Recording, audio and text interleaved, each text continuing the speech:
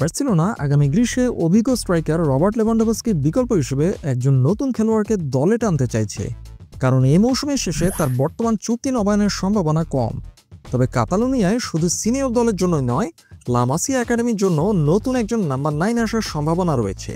বার্সেলোনার সিনিয়র স্কোয়াডের বাইরে বর্তমানে লা মাসিয়া একাডেমিতে খুব বেশি প্রতিশ্রুতিশীল স্ট্রাইকার নেই।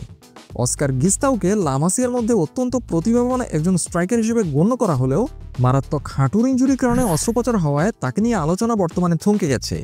এই পরিস্থিতি মাথায় রেখে লা মাসিয়া একাডেমির আক্রমণের বিকল্প বাড়ানোর জন্য বার্সেলোনা ক্লাব নতুন খেলোয়াড় খোঁজা শুরু করেছে। সাংবাদিক আলবার্ট ফার্নান্দেজের রিপোর্ট অনুযায়ী থমাস ডি মার্তিস বার্সেলোনার বিবেচনাধীন খেলোয়াড়দের মধ্যে অন্যতম। 17 বছর বয়সী এই আর্জেন্টাইন খেলোয়াড়ের উপর বার্সেলোনার নজর অনেক দিন ধরেই ছিল এবং তারা বর্তমানে চলমান অনূর্ধ্ব 17 বিশ্বকাপে তার পারফরমেন্স নিবিড়ভাবে পর্যবেক্ষণ করছে।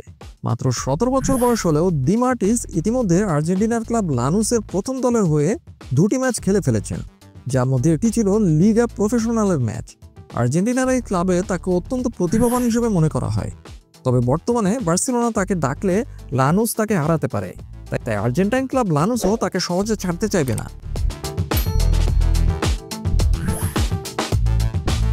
ফিফার নিয়ম অনুসারে ডি মার্টিস আগামী জুন মাসে 18 বছর পূর্ণ হওয়ার আগে বার্সেলোনায় যোগ দিতে পারবেন না।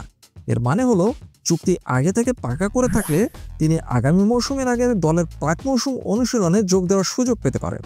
তবে এখন পর্যন্ত বার্সেলোনা তাকে সই করানোর বিষয়ে চূড়ান্ত কোনো সিদ্ধান্ত নেয়নি। লা মাসিয়ার জন্য আরও 1জন বা 2জন স্ট্রাইকারের প্রয়োজন থাকায় ডি মার্টিসের মতো খেলোয়াড়কে বার্সেলোনার লক্ষ্য করাটা খুবই যুক্তিসঙ্গত। তবে আপাতত তারা এই পদক্ষেপ নেয় কিনা সেটাই এখন দেখার বিষয়।